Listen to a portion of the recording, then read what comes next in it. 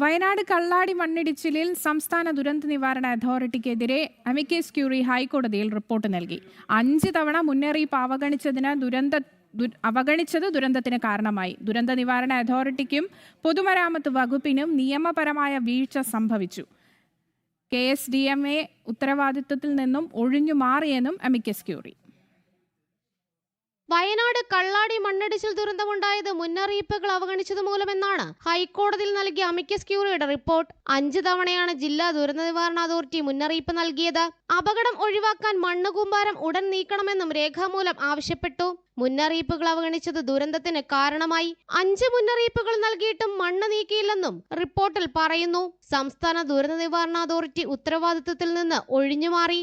ദുരന്ത സാധ്യതയുള്ള ഏതു നിർമ്മാണവും പരിശോധിക്കാൻ അതോറിറ്റിക്ക് അധികാരമുണ്ടെന്നിരിക്കെ ദുരന്ത നിവാരണ നിയമത്തിന് വിരുദ്ധമായ നിലപാടാണ് KSDMA സംസ്ഥാന എക്സിക്യൂട്ടീവ് കമ്മിറ്റി സ്വീകരിച്ചത്. പാരിസ്ഥിതിക അനുമതിയുള്ള പദ്ധതിയായതിനാൽ ഇടപെടാനാകില്ലെന്ന് കാട്ടി KSDMA ഫയൽ മടക്കി. ജൂൺ 3 KSDMAയുടെ ഈ തീരുമാനം പിൻവലിക്കണമെന്നും അമിക്കസ് ക്യൂറി ഹൈക്കോടതിയോട് ആവശ്യപ്പെട്ടു. കരാർ കമ്പനിയുടെ സുരക്ഷാ വീഴ്ചകളും നിയമലംഘനവും പരിശോധിക്കണമെന്നും റിപ്പോർട്ടിലുണ്ട്.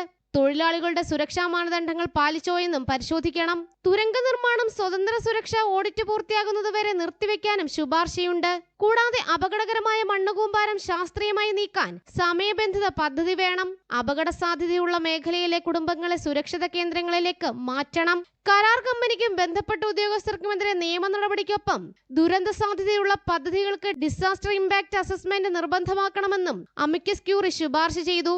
ഹൈക്കോടതി സ്വമേധയാ എടുത്ത ഹർജിയിലാണ് അമിക്കസ് ക്യൂറിയുടെ റിപ്പോർട്ട്. ജനം, കൊച്ചി.